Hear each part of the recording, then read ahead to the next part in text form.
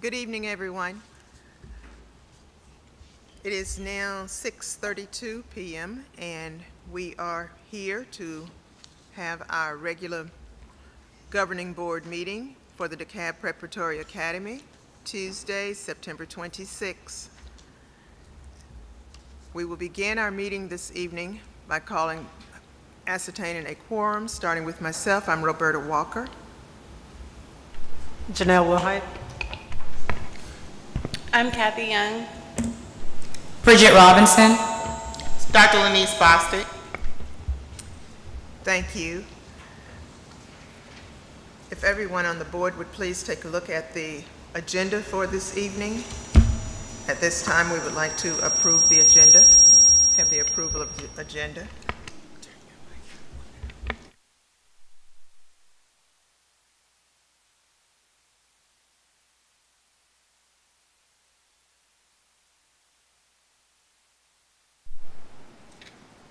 I move that we approve the agenda as submitted. Is there a second? Second. Thank you. The motion, it has been a motion and second that we approve the agenda as printed. All in favor, please vote aye. Aye. Aye. Aye. Thank you. Any nays? Thank you. The motion carries. Next on the agenda is the approval of last month's governing board minutes. Those minutes were forwarded to each board member, and they are also printed in our binders. May I please have a motion to approve the governing board minutes after you have a minute to peruse it if you need to.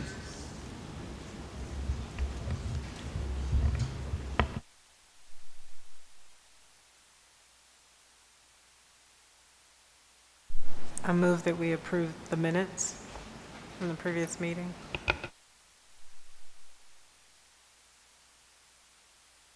Second. Thank you. The minutes for our last month's meeting have been approved. Next on our agenda are consent agenda items. These are items that have been discussed in committee meetings and also have been viewed by board members as a whole, and we have consented that these things are to be approved tonight. I will read through that. 5th grade ELA teacher, school resource officer benefits, special education teacher, 7th grade math teacher, 6th grade science teacher, elementary principal, a middle school principal, and operations manager lateral position change. May I please have a motion to accept the consent agenda, or to approve the consent agenda? I motion to approve the agenda. A second. It's been motioned and second to approve the consent agenda items. All in favor, please vote aye. Aye. Aye. Are there any nays? Thank you. The consent agenda items have been approved. We will now move into our head of school report.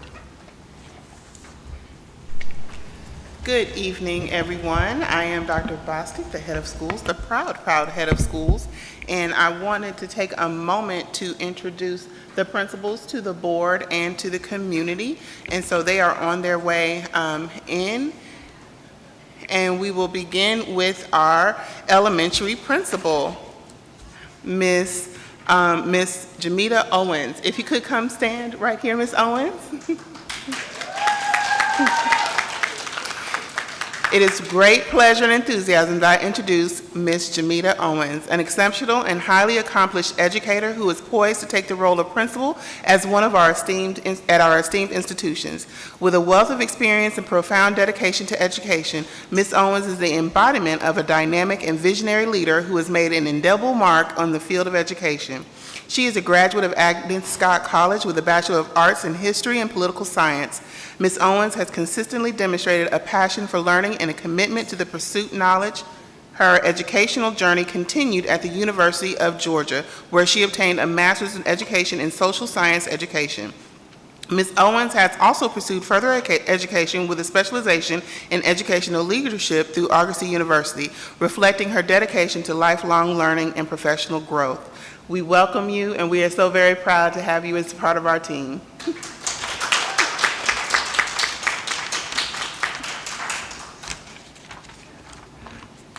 I would like to introduce Mr. Malcolm Kareem Brown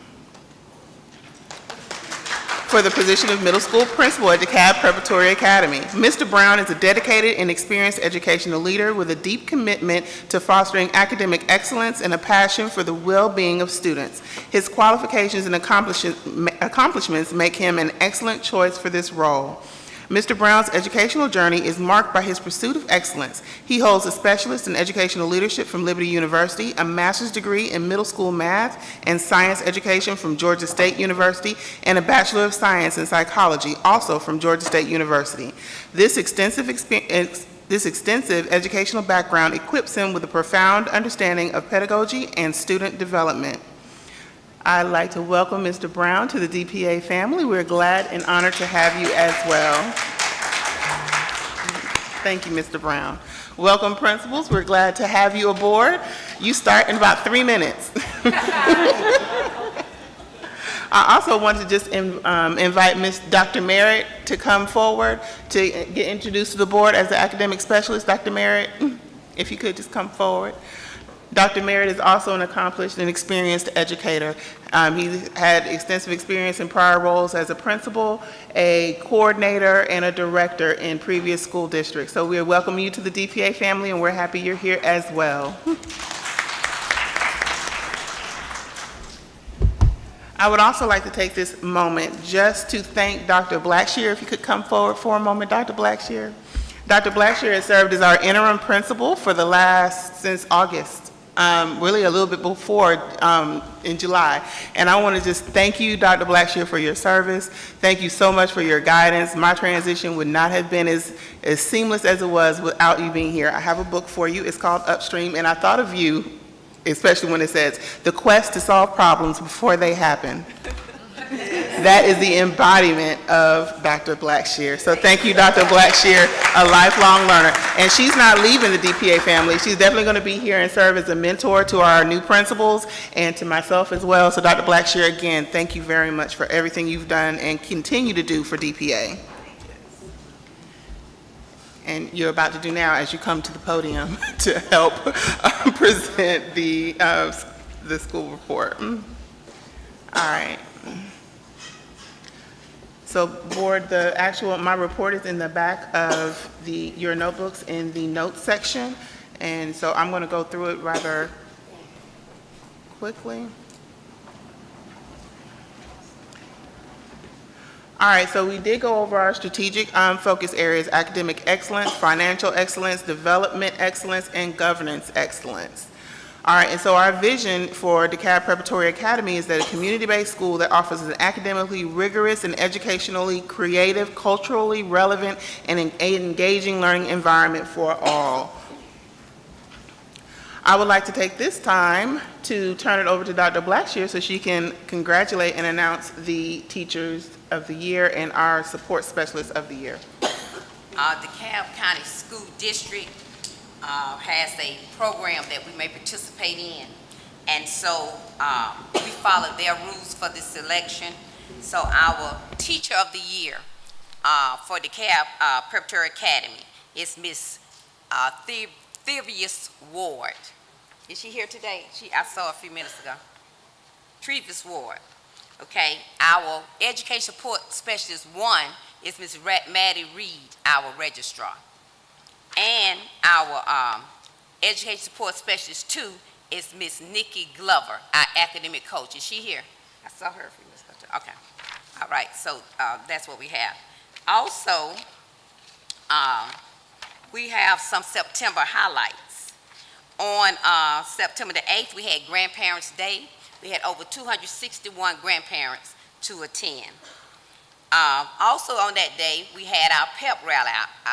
We had one then and one for homecoming. And so we had that. Miss Ward, is that you coming in? Okay, this is our Teacher of the Year, Miss Ward.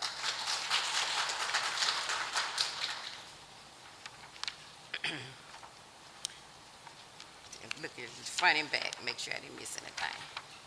Okay, we have a positive behavior system as we look at culture and climate. And our celebration for the month of August was an ice cream party and music outdoors during recess. And our coordinators for that is Ms. Sims, the assistants are Ms. Ward and Ms. Jenkins. The kids must have 90+ dojo points in order to participate. And as we're doing positive behavior system, we are trying to encourage the positive behaviors and hope they outweigh all other behaviors. We also had open house and curriculum night. We had over 167 parents to attend. And we had more than that, but trying to get them to sign in because we had so many, was sort of difficult in a way. Parents, we have a parent involvement and engagement. We call it PIE. And already, starting from the Grandparents' Day on, we've had a large number of people to volunteer. But not just to come in and sit in a class and run off copies. They are just actually working in the building and making a difference. They are working on helping our teachers and everything create center activities. Even some parents who are not even able to come, or grandparents, they are cutting out the center activities and put them together at home and sending them to school for us. And we want to thank them for that. We also have the distribution of our supplemental books. They assist with that. The organization of our technology devices to make sure we have everything in place. The reading to students. Also, our Garden of Hope, they are collecting donations and they are also helping us with the beautification of the garden. And they are also donating items and soliciting other parents to donate items for our PBIS celebrations each month. Now for a spotlight on our extracurricular activities. Before I start that, I want to just tell you where these activities came from and why we have more than before. And we are asking the board to support this with our consent agenda.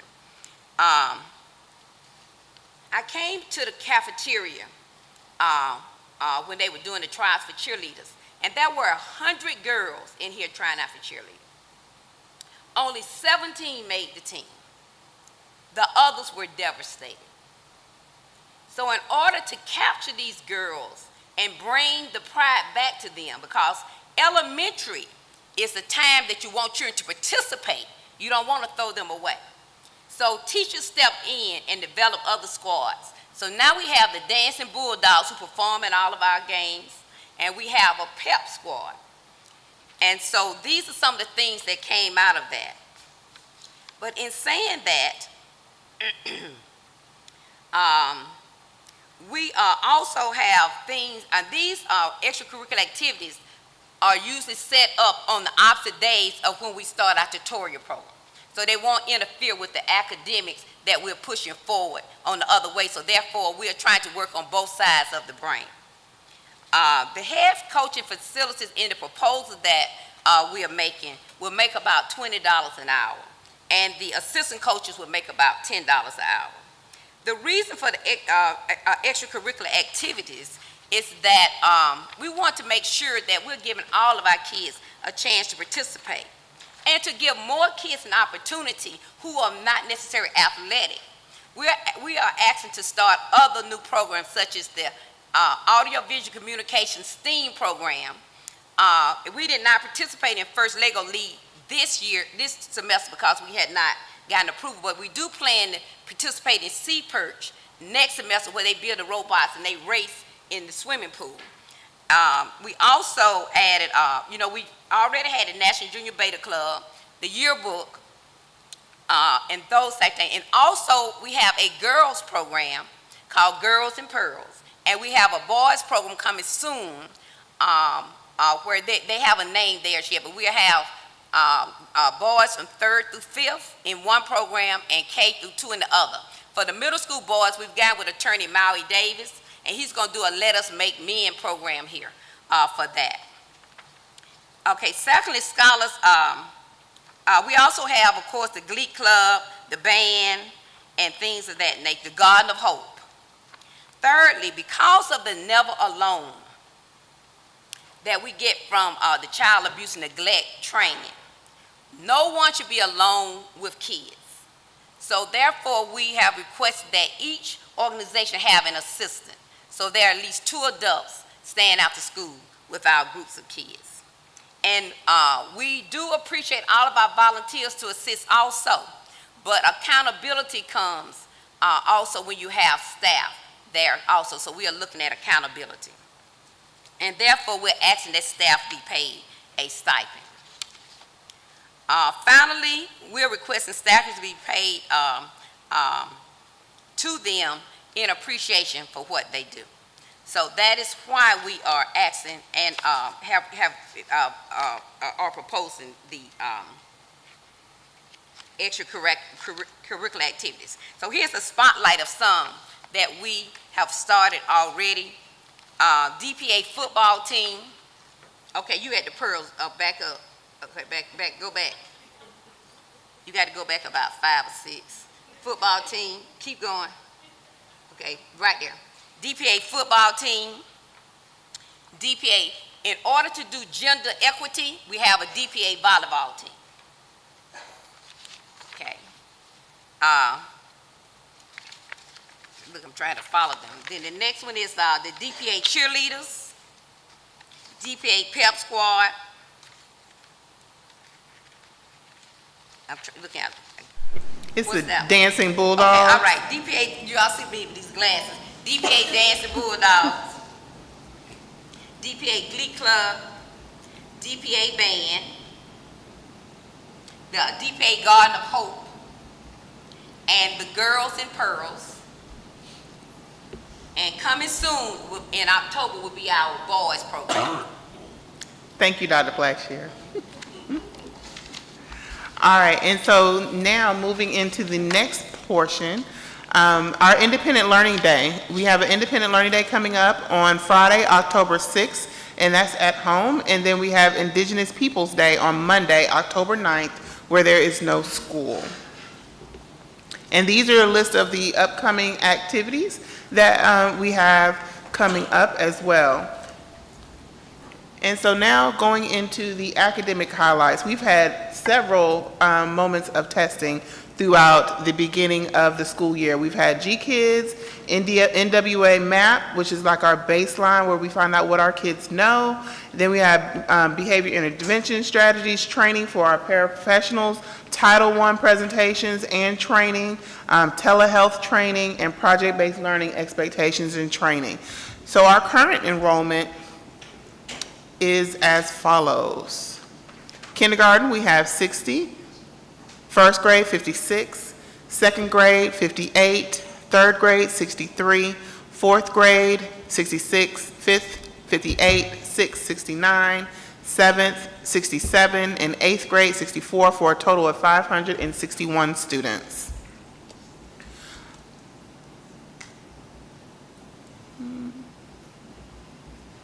Okay. And so our operational highlights, we've had a COVID deep cleaning of the school, we have landscaping, and we also, if you have not been out to our playground, we have some new mulch on the playground that's been placed down for the safety of our students as they are able to engage in play and recess outside.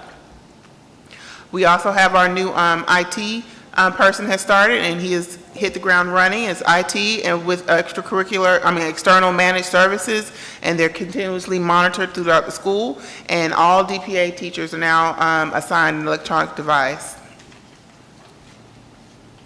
Okay, upon approval of the consent agenda, we still have vacancies in 5th grade, and I did want to announce our central office business manager and central office member, Ms. Simpson, has received a promotion as to CFO at another school. And so while we are very proud of her and sad to see her go, we are very proud of you, and we want to thank you for all you have done for DPA. She's currently working with us through our transition and has been just so very helpful from my first day, August 1st, up until today. And so, Ms. Simpson, thank you very much for all that you have done. And as I said in my office, I'm still going to call you.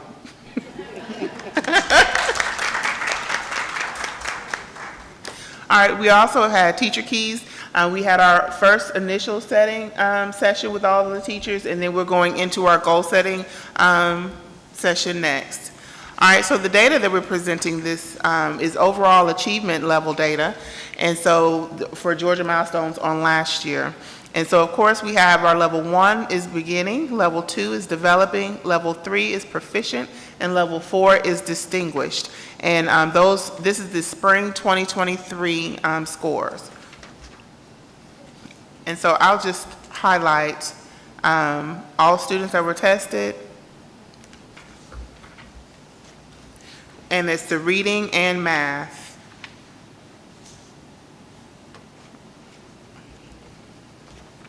Okay, and this is third grade, and it outlines how many scored at the beginning, developing, proficient, and distinguished. This is fourth grade.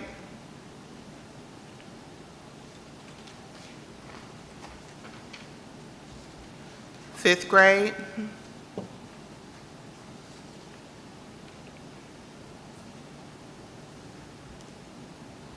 Sixth grade.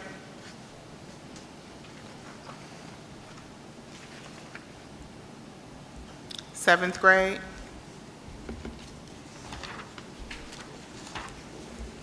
And our oldest ones in the building, eighth grade.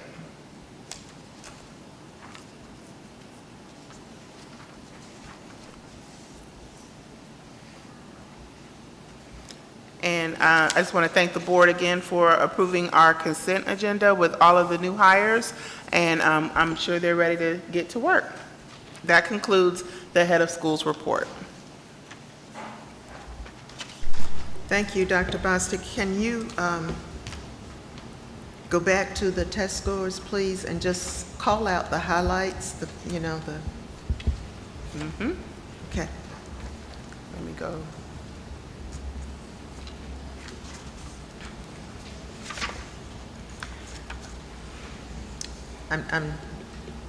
I want you to do that to just emphasize, yes.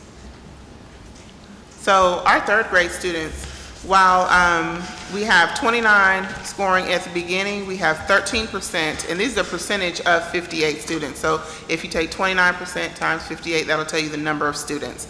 And then we have 13 developing and 13 proficient, and then we have 3 in distinguished. And likewise in math, we have 23%, 22%, and 10% in proficient. And you'll see as we go throughout the grades how the performance of our students kind of remains steady. And so we're going to use this information along with our MAP scores and our GKID scores, even though GKID is not necessarily represented in our milestone scores, but we're going to use our preliminary data to really group our students and differentiate our instruction. And so if you look at our fourth grade levels of achievement, and it's also referenced if our students come from all over DeKalb County. And so we can look at our DeKalb County scores and look at how we compare to DeKalb County as a county, and then also look at how we compare to the state.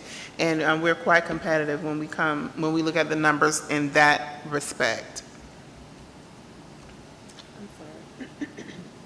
So is it possible to get, is it possible to get a chart that shows that comparison so that we can see?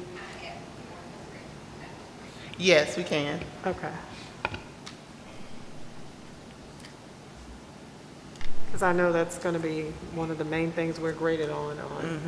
How did we compare? How we compare to The district and the state. The district and the state, correct.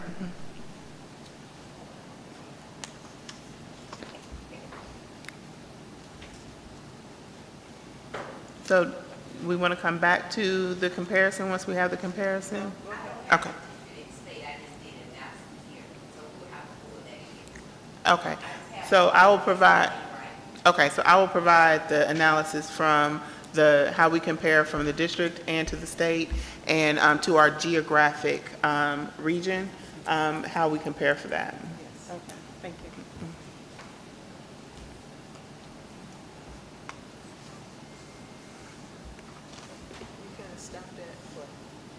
Fourth grade.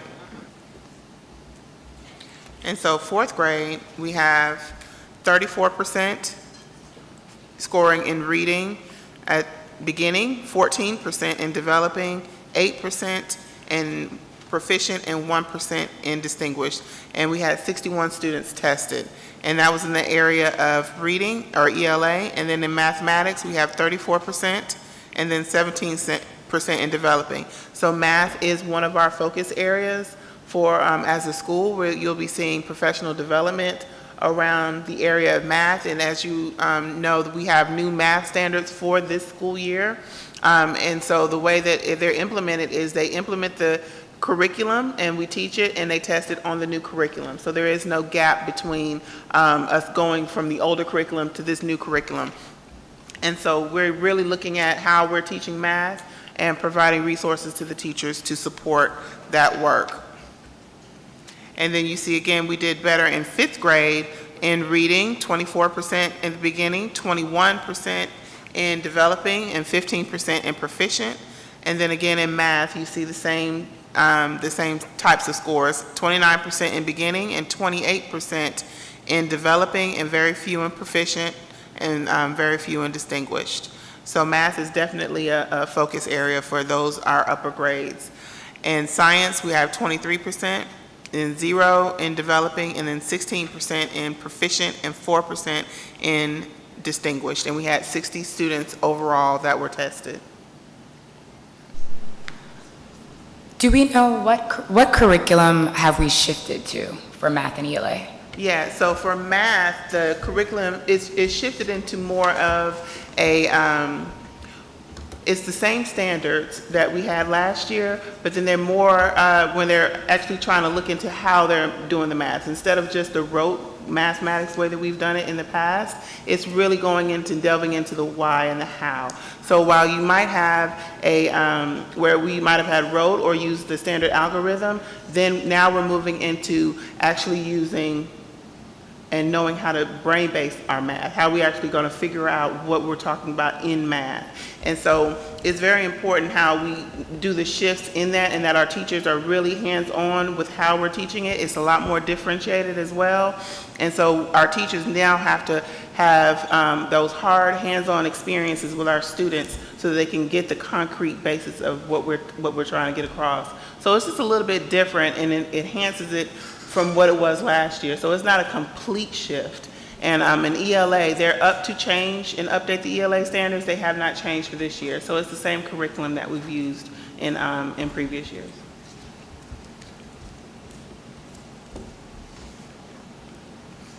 In sixth grade, reading and math, reading 32%, 15% developing, 20% proficient, and 3% distinguished. And then in mathematics, it's 22% beginning, 36% in developing, and 10% in proficient, and 1% in distinguished. And seventh grade, we have 24% beginning in reading, 20% in developing, 16% proficient, and 1% distinguished. Math, same, 18% in beginning, 31% in developing, 10% in proficient, and 2% in distinguished. And you can kind of see the jump from where we struggled in math in fourth and fifth, and then sixth, seventh, and eighth, we're really settling out. Reading in eighth grade is 13%, 29% in developing, 11% proficient, and 2% in distinguished. And then math is 19% in beginning, 28% in developing, 6% in proficient, and 2% in distinguished. And we have our upcoming Professional Development Day on October 6th. And so some of these topics we'll be discussing. We'll be looking at the scores, how we got here and where we're going, and how we're going to implement our new math standards moving forward, and how we're going to support our students based on the groupings that we have learned from our GMAT scores as well as our MAP data.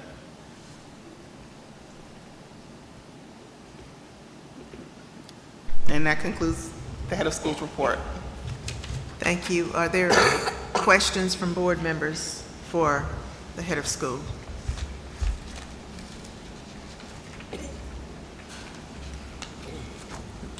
May I please have a motion to accept the head of school's report?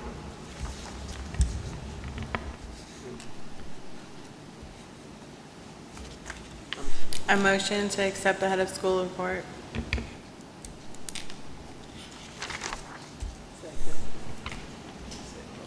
Second? Second. Thank you. It's been motion and second to accept the head of school report as presented. I don't believe that we need to vote on that. Next, we will move into our committee reports. The first report is from Academic Committee. So give me a second.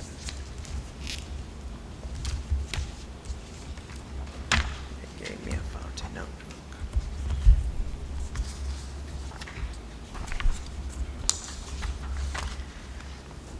The Academic Committee met on Wednesday, September 13th at 10 a.m. We discussed several things, but most importantly, we accepted the recommendations for the principals and teachers to be placed here at DPA. Also discussed the extracurricular activities agenda that the teachers would like to implement, well, the administrators would like to implement. And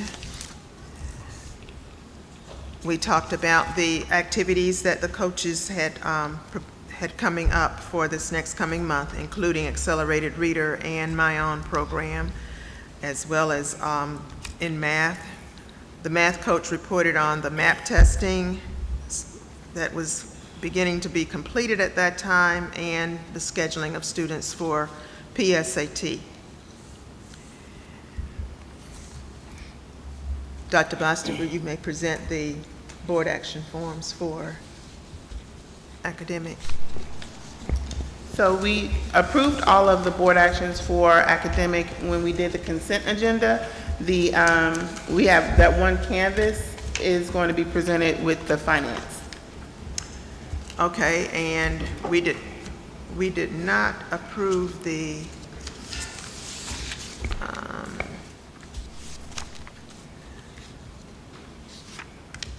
extracurricular activities was not on the consent agenda, so we do need that. Correct, and that's also in finance. Okay, So very good. we'll address those in finance. All right, just want to make sure it's covered. Yes. Thank you. That concludes the academic committee report. May I please have a motion to accept the report? I motion to accept the report. Second? A second.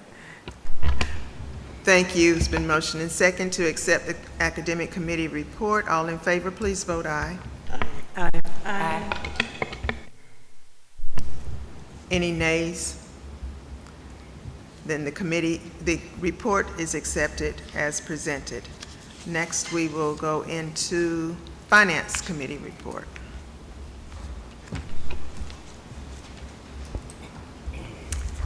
The Finance Committee met on September 19th. We talked about several things. Actually, Dr. Bostic presented the August financials on behalf of Mr. Kayemba. We also talked about making sure that the status of the bank reconciliations, that those were updated for July and August. We also approved several board action items at the committee level. And with that being said, I guess I will turn it over to Mr. Kayemba. Is he going to be presenting the financials? Yes. Okay. Yes, Mr. Kayemba, can you come forward, please?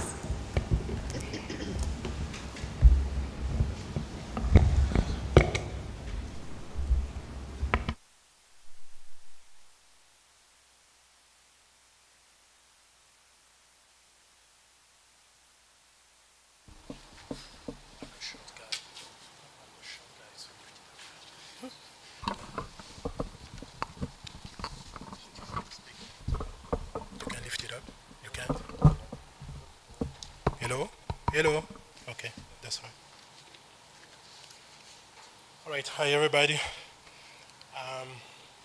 I'll be discussing I'll be discussing DPA financial performance in light of the year-to-date August actuals and this current year, full year 24 projections. We look at the year-to-date actuals. That essentially means what we spent so far as of August 31st. And we compare it to the budget to see what is our performance and how we compare to the current year goals that we have.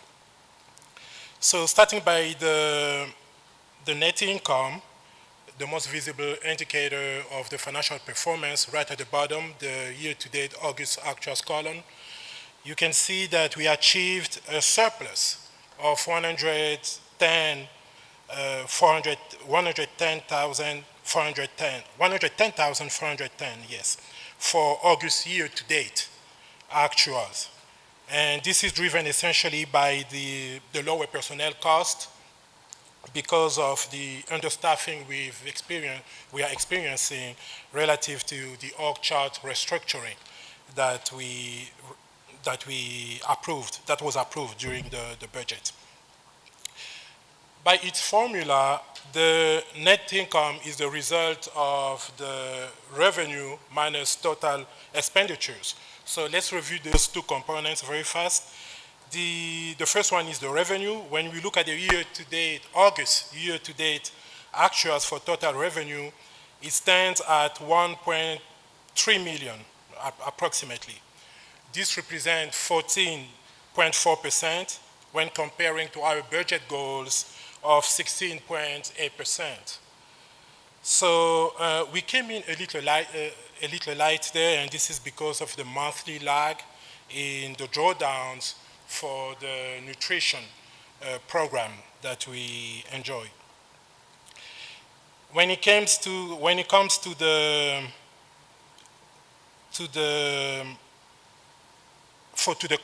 our expenditures, so far we spent 1.18 million that you can see there against a full year 24 budget of 8.3 million.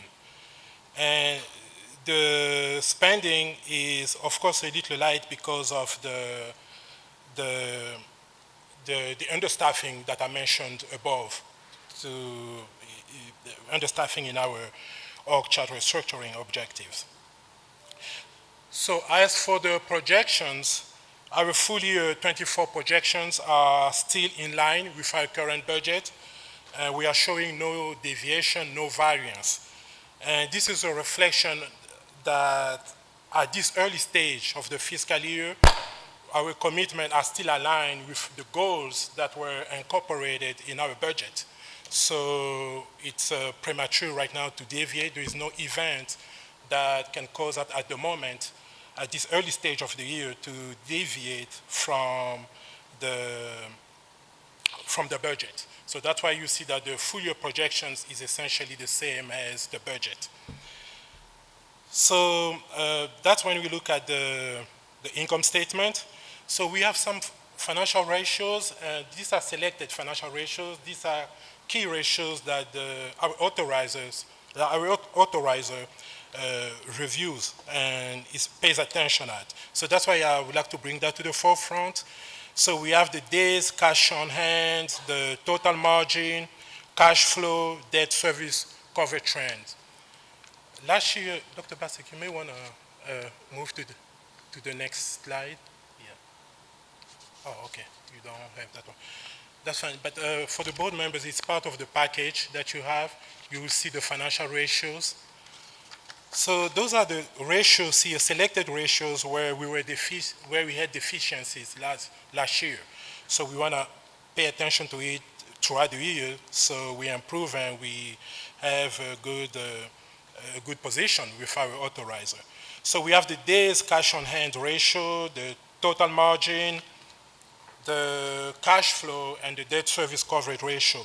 You will see in red that the standard that our authorizer Dekalb looks at, what is the criteria to determine if we meet the standard or we are in bad standing.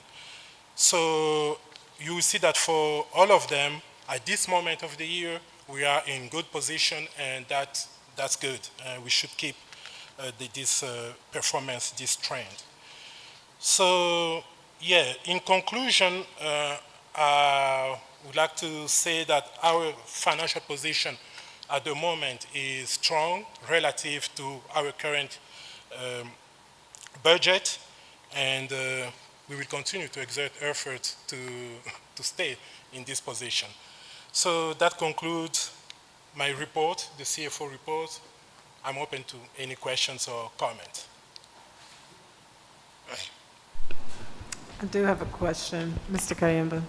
Yes. On the projections, I would prefer, I guess I'm not clear about the projections, like I'm looking at personnel. So, you were talking about we have some savings because of vacant positions. Yes. So I think it's important for the board to see those savings show up in the projections. Like, I'm just curious why that's not. Yeah, that was a recommendation, but you see, from my recommendation would be to, at this early stage, to still stay with our goals.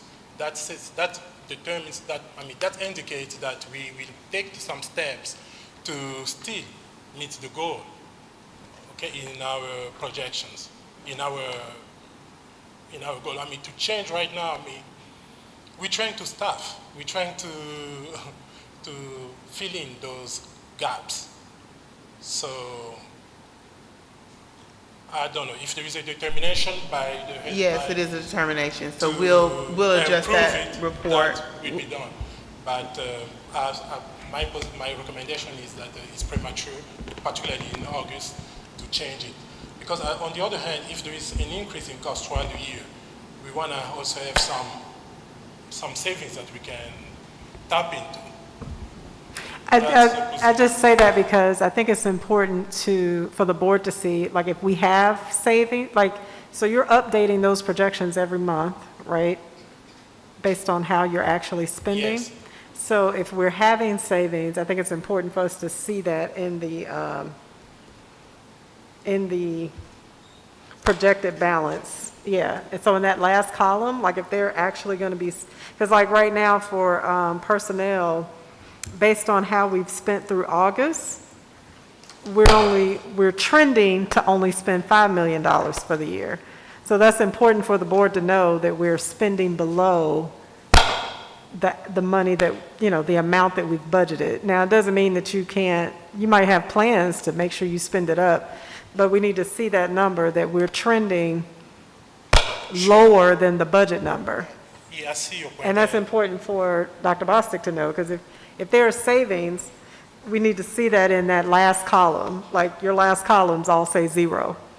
So it looks like every category is going to be spent 100%. But the purpose of that whole projection column is to show, okay, we budgeted this, but this is how we're actually spending, and based on how we're actually spending, we're either trending to have savings or we're trending to have a deficit. So we need to see that each month. So yeah, I would like to, like, I don't want you to make the assumption that, you can make it in the notes, but we'd like to see it, I'd like to see it in the numbers. Yes, we'll make that determination. Thank you, Mr. Kimmer. Need. We'll make that change and Yes, add that and update that for the board. Okay. Thank you, I appreciate that. And then I just had one more thing, just to check your cash on hand those days. I think those are my only questions. It's like 6 years. Right. It can't be 6 years. Yep.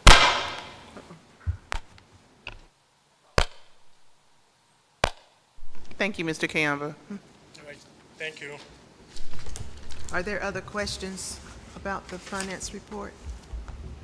I don't have any other questions, but there were some board action items that we Yes. did approve as a committee. And so, Dr. Bostic, do you want to go through those? Yeah, we have several. All right.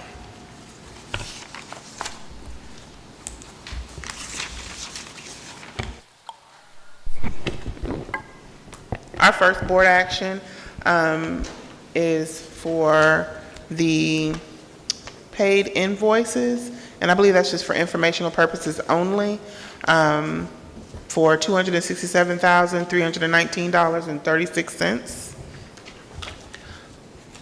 Our next board action for the invoices that were over $5,000, the cost was $128,720.27, estimated not to exceed the $145,000 threshold, and this is also for action that is needed. So I move. No, I'm sorry. It's for the estimated, so I need someone else to move.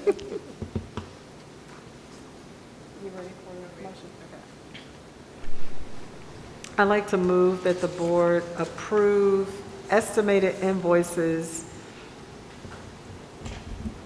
for the month of October not to exceed $145,000. And this is just based on normal recurring payments that the school has to pay until the procurement policy gets updated.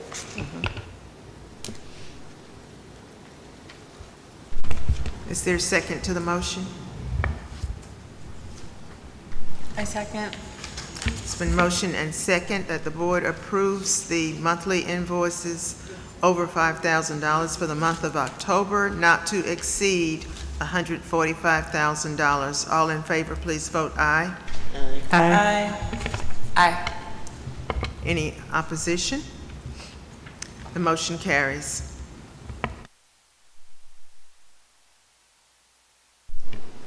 Okay, and our next one is the retroactive pay.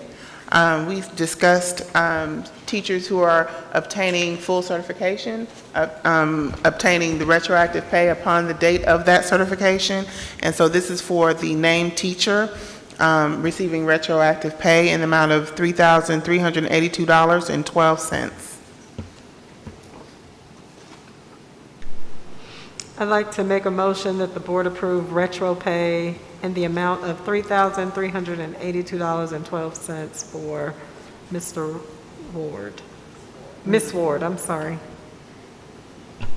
I second that motion. It's been motion and second for the approval of retro pay in the amount of $3,382.12. All in favor, please vote aye. Aye. Any opposition? The motion carries. The next one is a budget amendment for the academic specialist position. This was when we moved from the fixed salary to the range on last month for the principals and administrators. This is updating the academic specialist position as well.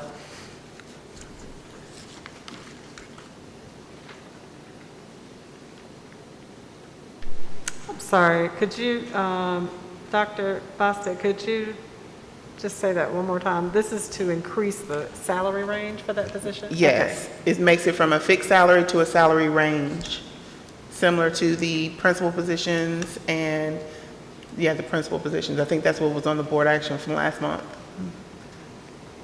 Okay, and the original, do you remember the original salary for that position? $65,000. $65,000. So this action would increase this range from $65,000 to make it a range of $90,000 to $125,000.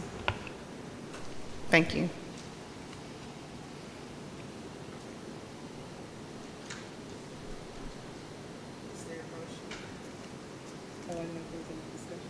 Okay.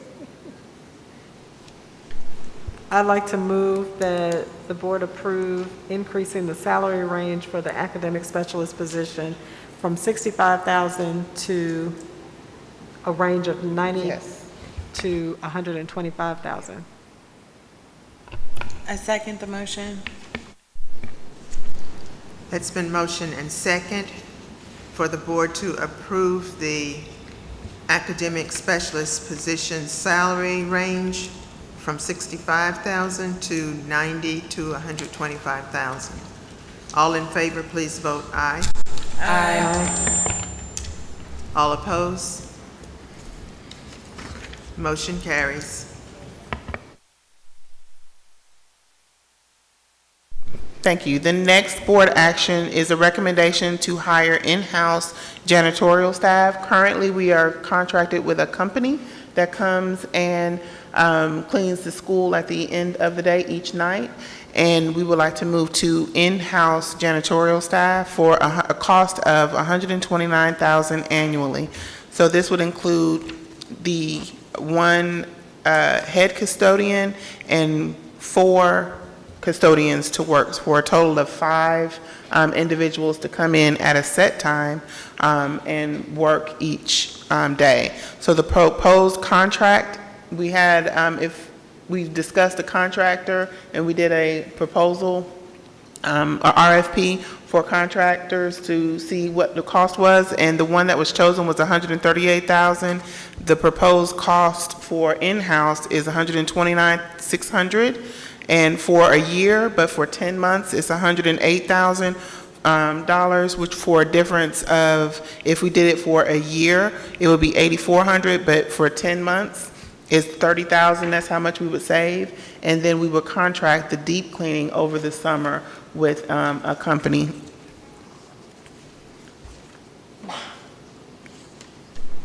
Can you just clarify, like, how many FTE that would represent? So the head custodian would be full-time, but the other positions, or No, are they these all are all part-time? part-time positions. Are they all part-time? Yes, these are all part-time positions. They would work from 6 to 11, which is a set time, which differs from the company. The company, we were coming in at different hours, sometimes working up until 2 o'clock in the morning. And so just having a fixed time from 6 to 11 for the in-house staff, and that just aids in supervision as well. So 2.5 FTE, 2.5 positions. It would total 2.5 FTE positions. Right. It's 5 people, but 2.5. My question is, how will the school be maintained during the day while the children and teachers are here? We still maintain the 2 full-time custodians that we have during the day. We have 1 head custodian who will remain the head custodian and 1 other custodian. And they work full-time from beginning of the school day to the end of the school day. And these individuals will come from that 6 to 11 to do the cleaning, the classrooms, the trash, and all of that throughout the evening clean. That's 11 p.m. 11 p.m., yes, ma'am.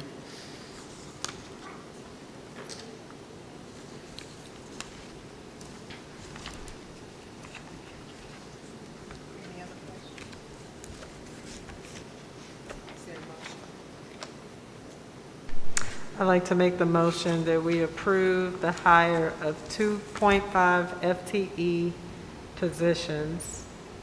They would all be part-time, for a total cost of $129,000 annually for hiring in-house janitorial staff.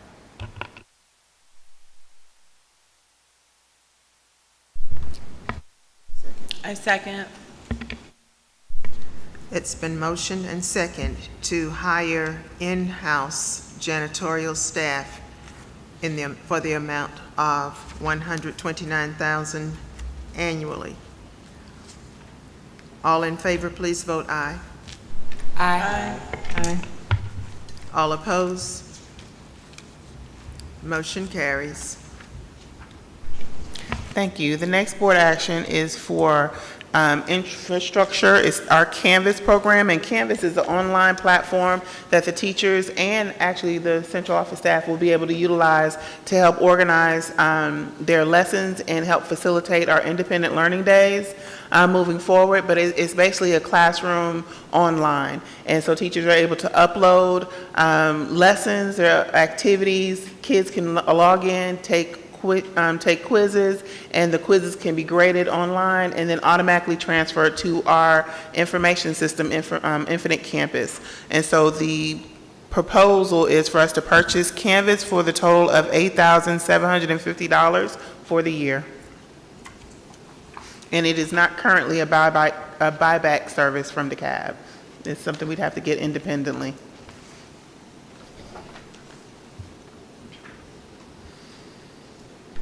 I'd like to make the motion that we approve the instructor Infrastructure, yeah. Canvas. Canvas and software. It is software, okay. Or, well, Yeah. platform, Yes. in the amount of $8,750.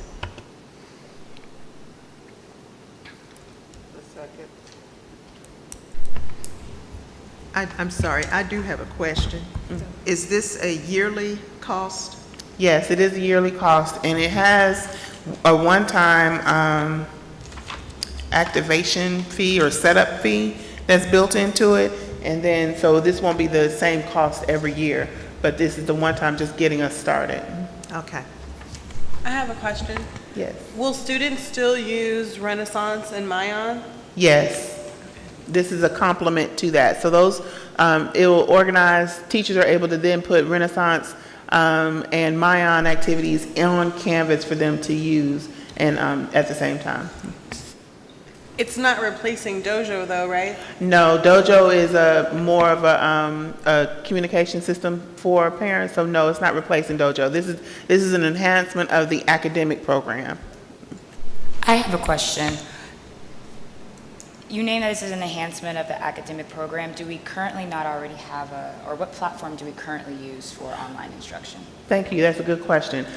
We don't have an online platform for instruction in this manner. We do have Clever, where kids are able to go on to different sites, but this is more of a tool for our teachers to organize all of the information and then also all of the resources that we want our students to go to. So imagine going into a classroom and you see how all the resources in. This is the same thing as going into an online classroom and all the resources are right there. So the Mayan activity might be there, the Renaissance AR, or everything will be right there for the kids to see. It's a much easier and cleaner look for our students once they log on to go on and engage in digital activities in the classroom.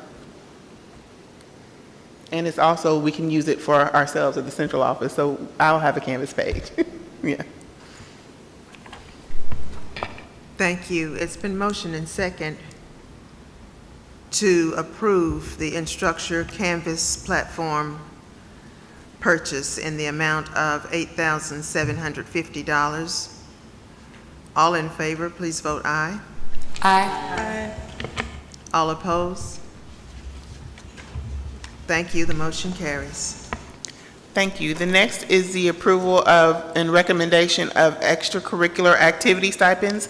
During the head of schools report, we talked about and discussed the need for extracurricular activities and the cost that's associated with that. So the total cost will be, in addition to what we paid last year, it will be an additional cost of $27,600, and that will include the extra coaches. Instead of having one coach, having two coaches, so our students are never alone, as Dr. Blackshear said, but has the supervision needed for our activities. And so the activities are listed behind in the information, and the total cost is $27,600.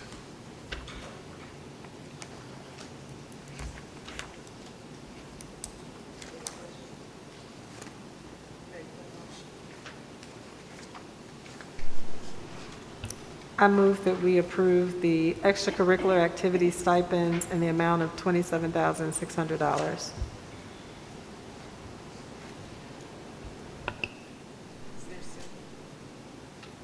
I second that motion. It's been motioned and second to approve the extracurricular activity stipends in the amount of $27,600. All in favor, please vote aye. Aye. Did you vote? Okay. All opposed? The motion carries. Thank you. The next is the AABS LLC, or Avalon Accounting Services. And this is a motion for $5,647, and this is for additional hours worked in the month of August and September as they were closing out our transition, and also completing the audit. And is there confirmation that this is the final invoice? There should be no other invoices paid to Avalon? Correct. This is the final invoice. Okay.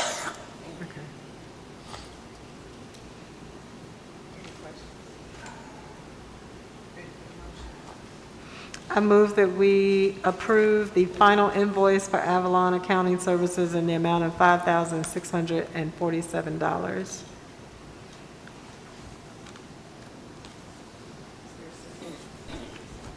I second that motion. It's been motioned and second to approve the final payment to Avalon Accounting Services in the amount of $5,647. All in favor, please vote aye. Aye.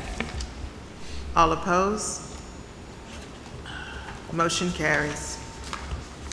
Can we just stress for the record, I just want to make sure that's in the minutes, that this is the final, absolute final payment to Avalon. I want to make sure that's clear in the minutes. Thank you.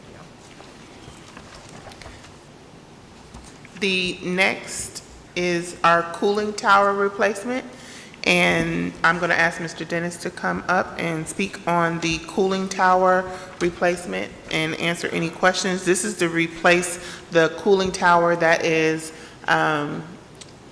cooling the school. So, Mr. Dennis, I'm going to hand it over to you just to describe the need, and then we'll move forward. Okay, so the cooling tower is currently outdated. It continuously malfunctioned. As recently as a few months ago when we first started school, we had to get a part of it replaced because it was not cooling the cafeteria, for example. We were fortunate enough that we looked around. We had several companies that came out. One company actually wanted to charge us $40,000 to replace that one individual part. And if you're not familiar with the cooling tower actually cools and heat basically the entire elementary school. And so it's been neglected over the years. If you see it now, it looks atrocious, really. And we're constantly have to revisit it. And now, frankly, it's on its last leg. And so if we don't address it now, by the time the winter come around, it may go out. And once it goes, it goes. The process to replace it is going to take approximately 6 weeks for them to build the actual cooling tower off-site, and then they'll come over the weekend and install the cooling tower. So technically, let's say, for example, they'll deliver it on a Friday, and by Monday, it will be up and running. So that's the plan that we currently have. We did put it out for RFP. We do have 3 bids. We have so far selected a company that we want to go with, that we feel lends itself, and they actually gave us a full year warranty on it, where they will come out and service it, because the current cooling tower we have, it hasn't been serviced over the years. When I started last year, we had several conversations. We bought several companies out, and each company we bought out all said the same thing. We need to replace it before it goes, because once it goes, we're not going to be able to even be in the building. And just one question. So the estimated time frame, like if the board approves it tonight, like how soon are you all ready to go with actually? We're ready to go tomorrow. Okay. Yes. Thank That's you. how urgent it is. So we're actually on borrowed time now. Okay. So we need to move.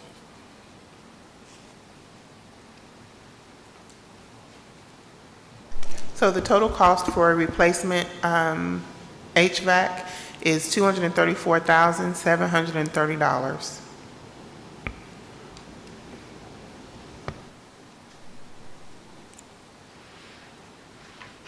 I have one more question. I noticed the revenue source says QBE, but I know that we also get a facilities grant, so will we be using that facilities grant for other projects, or will it also go, or will it go toward this? Because I know this would eat up the entire amount that we get, so do we know? if this will be used for, So I'm For that? not familiar with the balance in the facilities grant. Okay. And so I think we still, I'm not sure if we're using the same facilities grant from last year or if we apply again. we get one every year, so Okay. it should be, I think, it's, does anyone remember the exact amount? I think it's $100,000 Yeah, I think it was somewhere around there. annually, I Yeah, think. if I'm recalling correctly. So we get it every year, and I'm not sure what the deadline is. Mr. Kayambe probably will be able to speak to that better. Mr. Kayamba, can you come speak on the facilities grant?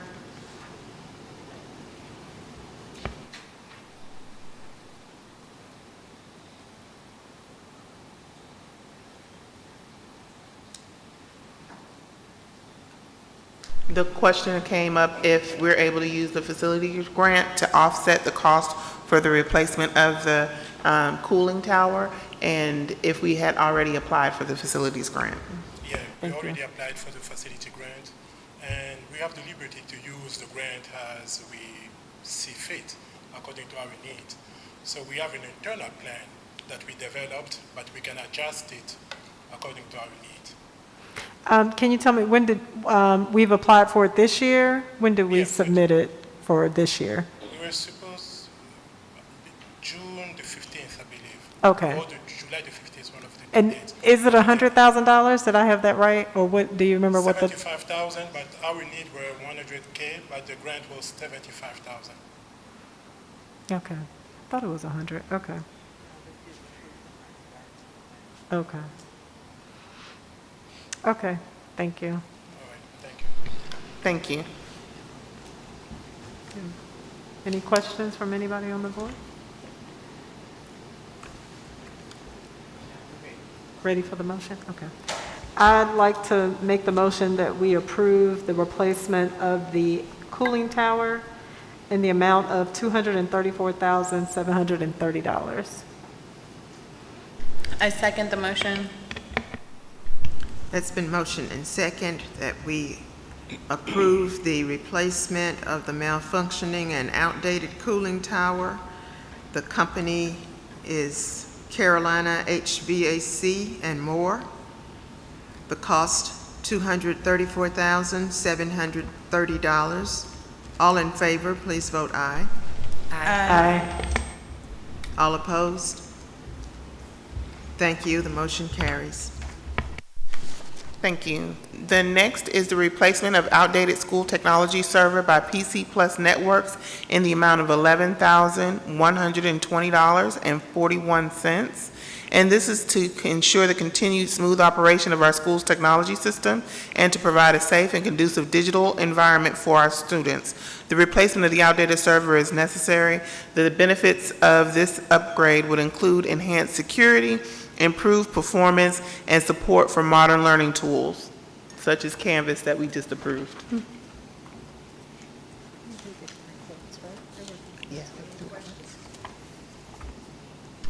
And I just also wanted to add, we did talk about this in Finance Committee also. They did get 3 quotes for this one as well.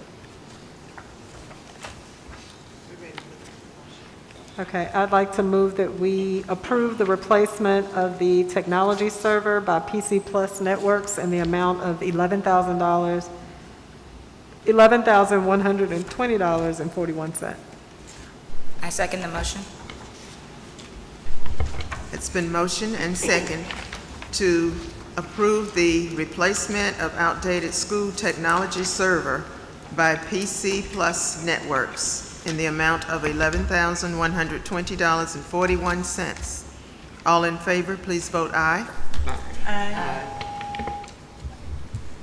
All opposed?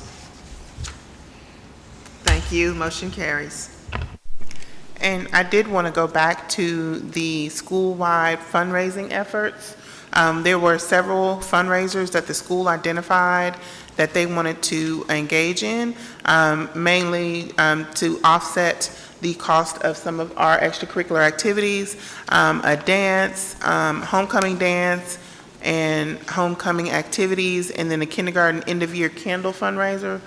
That is in your packet, asking for approval for the school to engage in fundraising efforts.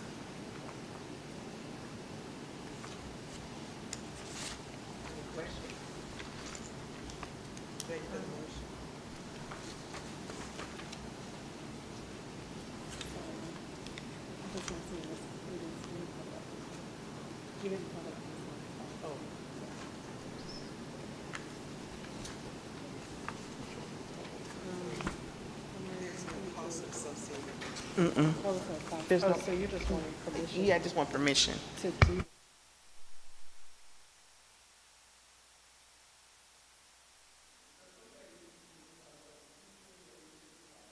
The fundraisers are school-wide efforts and the teachers, yes. And it says who the head of each one is.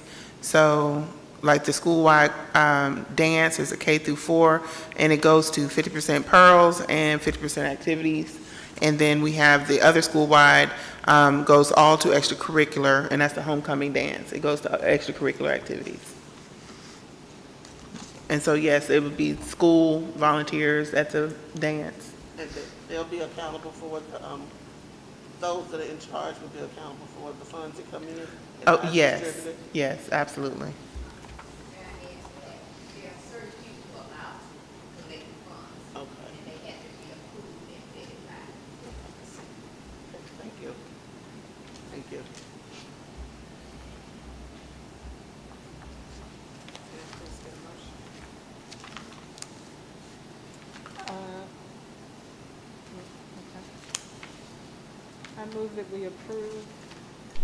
I move that we approve the recommended fundraising efforts for the 2023-2024 school year as listed on the board action form.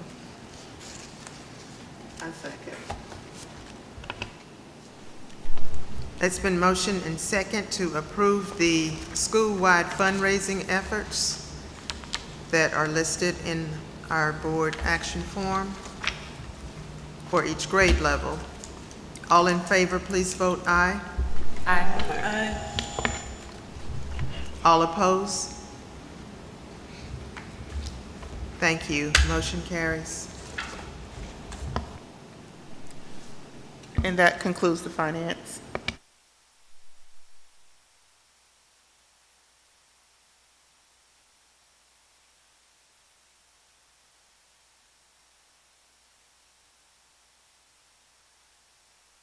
I did want to add one more thing. Can you speak about the status of the audit? That's the other thing.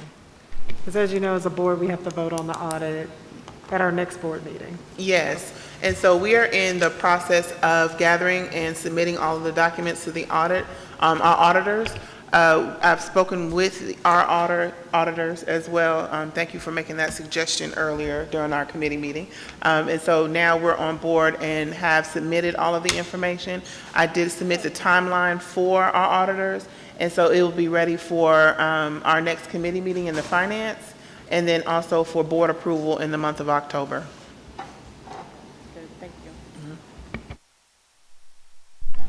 And the next thing I have here is accountability report. The accountability report. And so we are also in the part of working on the accountability report and developing that, and it's due November 1st, so that also will be up for board approval in the month of October. Thank you. Are there other questions for the Finance Committee? And that's all I have for finance.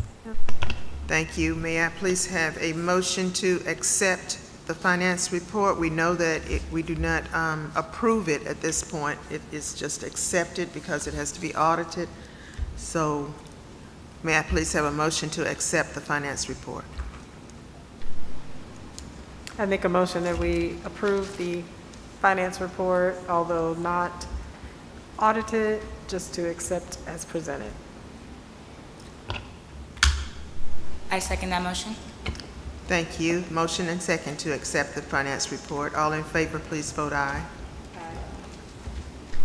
Aye. Thank you. Next is the Governance Committee report. And so we do have some things to discuss from the governance. I have some board actions that we're going to have to discuss. The first is to sign a contract for 2 special education teachers. The company is Salient, and so these are our 2 special education teachers that we're contracting with the company to provide for Dekalb Preparatory Academy to facilitate the IEP and teaching of our special education students. And so I'm asking for permission to sign that contractual agreement. And it is a cost of $19,040. Are there any questions concerning the contract? I don't have any questions about the contract, but I just want to make clear the governance committee did not meet officially, so Correct. these are Correct. governance committee items, but the committee did not meet. Correct. So are we ready to entertain? Do you have any questions about the 2 special education teachers? Well, this is contractual agreement with Salient. Salient. Any questions? So Salient, I'm sorry, they are have we used them before, or is that a new? No, I believe this will be a new company. I don't think DPA has engaged with a company to provide special education teachers in the past. We were able to hire special education teachers to facilitate the program. However, this year we've had several new students that have increased the caseload for our students, which means we have to have new additional teachers to meet the IEP needs of those students. And therefore we had allocated on they call it the big picture. They look at all the students that have IEPs, and we determine how many teachers it would take to teach all of them in their different segments, and we were 2 short, and so we needed to have 2. We currently have the positions listed on Indeed, and we're still seeking out DPA special education teachers, but for compliance and to ensure our special education students are taught on a daily basis, we look for this company and identified this company to assist us in that effort until we can hire our own DPA teachers. I have one more question. So does that company, do they specialize in special ed teachers, or is it just for all type of teachers? So they specialize in the special education program. They have special education teachers, hearing, vision teachers, those types of specialty teachers that are not necessarily employed by different or smaller schools or private schools. Whereas we have a buyback or a in-kind service with Dekalb to provide, if we had a student that had visual needs, they'll provide a visual teacher. We get those support through Dekalb, so, but not general education, special education teachers. We're tasked to find those teachers on our own. Will this company provide like SPED managers to help support our SPED teachers, or are they providing the actual SPED teachers? They're actually providing the actual SPED teachers.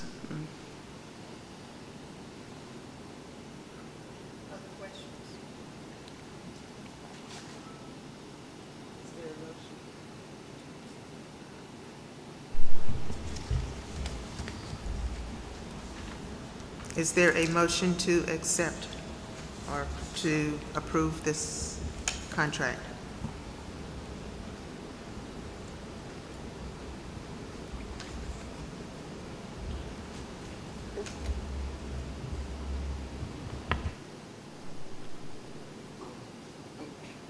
Make the motion that we accept the contract agreement with the Solid for the provision of 2 special education teachers for the cost of $19,040.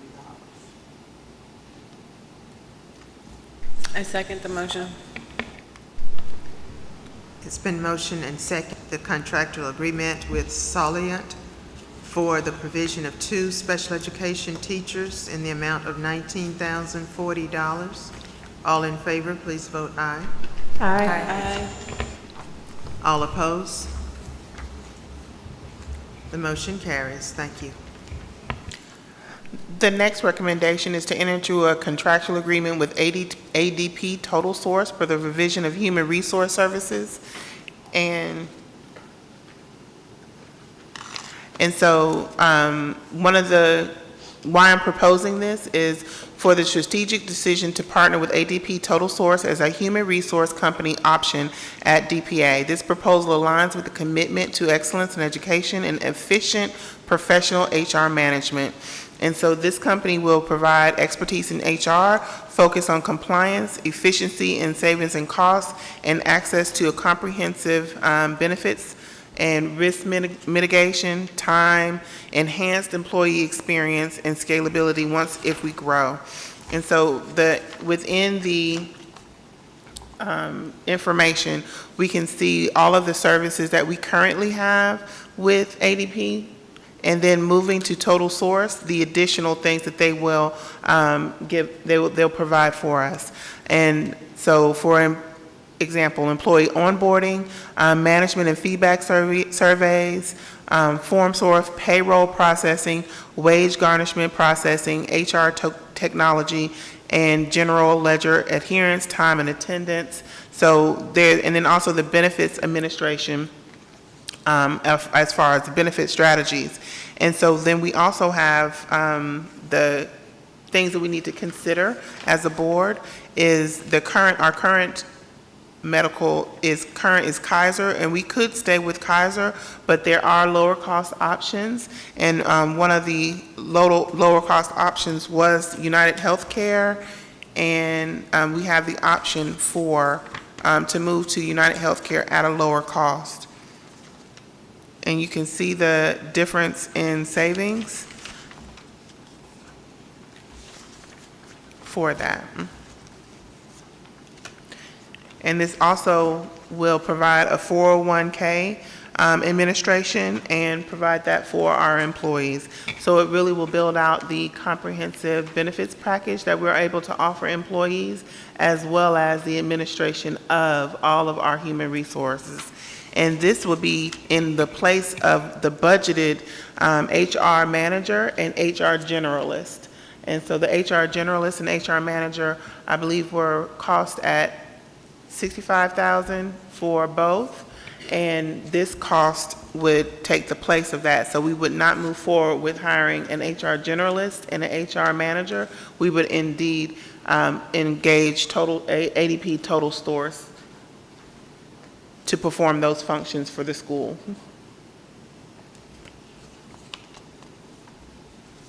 This is yearly? Yes, this would be a yearly cost. And the contract would be a yearly cost, yes. So to take the place of 2 actual people? It would take the place of 2 individuals, yes, that we currently do not have on staff.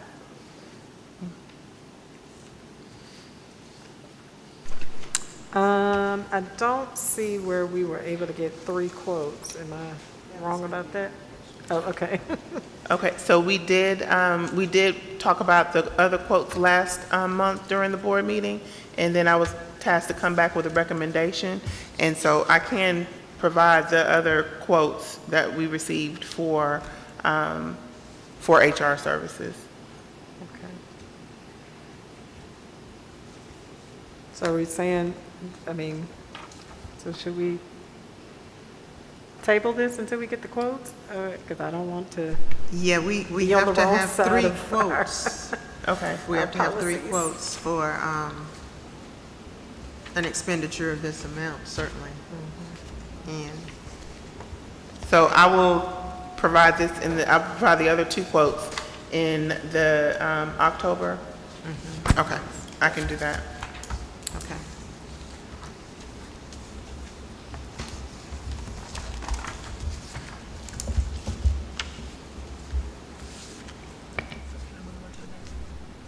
To the next. Our next action form is Mr. Dennis currently serves as the compliance specialist and adjusting his title to the board-approved staff position of operations manager.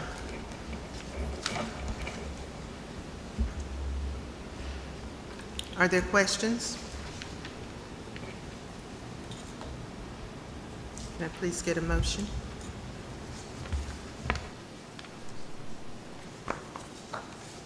I move that we approve the transition for Mr. Dennis to the operations manager I second the motion. It's been motioned and second to approve the move for Mr. Dennis to the operations manager. All in favor, please vote aye. Aye. Aye. Any opposed? Motion carries. Thank you. Thank you. That concludes the governance committee items. Thank you. Yes. Thank you. I do have two more actions just I for. see Okay. on the federal programs and the state, you want to just talk? Yes. So this is for informational purposes only. We have the federal programs. We have federal programs for Title I, which is instruction. And then we also have Title II, which is, and you can also see the allocations that we received as well as what was received by other schools or other charter schools. So Title II is professional learning for teachers. And then we also have Title IV, which is the, Title IV, which is the supplies for the professional learning. And so I wanted to just let you all know and see the amounts that we received. So for Title I, our budgeted amount was $204,740 for Title I, with parent engagement of $2,471, and that's encapsulated in our Title I, so that's the entire Title I budget. The Title II budget for Dekalb Preparatory Academy was $32,140, and that's for the professional learning for staff and teachers. And then the supplies for the professional learning is Title IV-A and $17,664 for a total of $257,015 for all of our federal program allocations for Dekalb Preparatory Academy. And the way that we receive that money is we submit a budget, and the budget is in your information, and we submit that budget, and once the budget is approved, then we're able to then submit to DeKalb County our expenditures, and then we get a reimbursement from that. And so I'm proud to say that we have gotten approval for our federal budgets. We turned them in, I think September 8th was the deadline. And so we turned them in, and they're in the back for you all to review.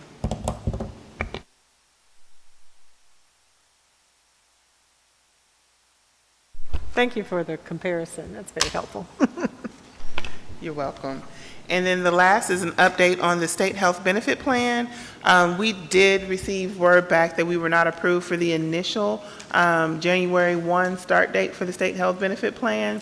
We had some things to identify that we needed to ensure that we had available, which was our computer system and the HR management system, and making sure that those were already up and operational. So that we were able to facilitate the actual transition to the state health benefit plan.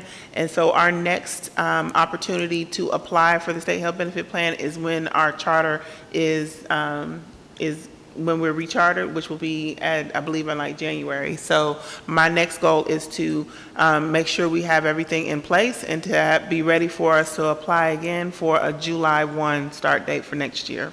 So I'll be bringing board action in February.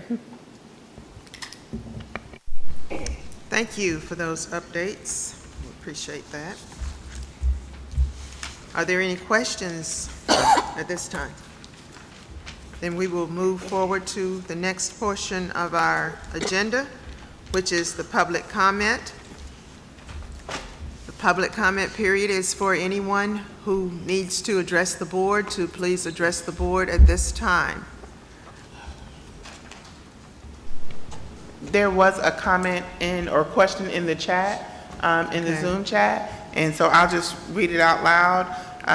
The question was in the chat, will computers be provided for independent learning days?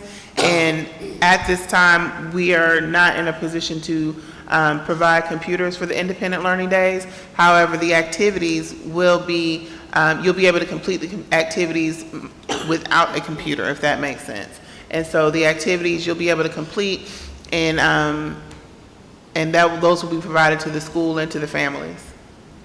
Okay, that's for this first, This first one, the yes. first one. The But first one on moving- October 6th. But moving forward, what is the plan for the other days that have been identified as independent learning?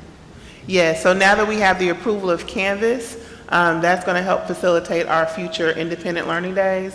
And so now that we've had that identified, we can take it back to the academic team to plan for the rest of our independent learning days. And those might look very different than our first one. Okay, thank you. Anyone are there other comments to be made at this time? Thank you. At this time, we will entertain any other business. Any board members have any other business to bring forward? I see the board retreat is listed here. Yes, the board will be retreating on Saturday, and so I look forward to seeing you all on Saturday at the Doubletree, and we'll engage in planning and forecasting for the year. And so, and we have also a training embedded within that retreat. So I look forward to seeing you all there, and you should have received an invite in your email address, and we'll also have select members of our DPA staff that will be joining us for a small portion of that time as well.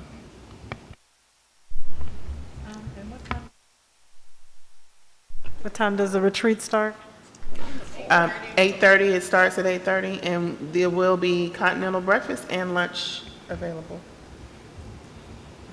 8:30, Saturday morning. Okay, 8:30 with continental breakfast. with continental breakfast. All right, This Saturday. this everybody. Saturday, yes. Yes, 4 days from now. And is there any update on our reauthorization? We're moving right along with our reauthorization. We will be talking about that during our retreat. We've gotten a draft of of the charter document, and so we'll be reviewing that at the retreat. Good, very good. Okay, that brings us to the end of the printed agenda. If all hearts and minds are clear, then may I please have a motion for adjournment?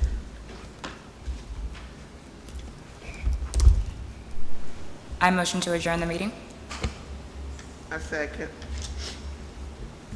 It's been motion and second to adjourn the meeting. It is now 8:05 p.m. All in favor, please vote aye. Aye. Aye. Any opposed? Good night, and thank you everyone for attending.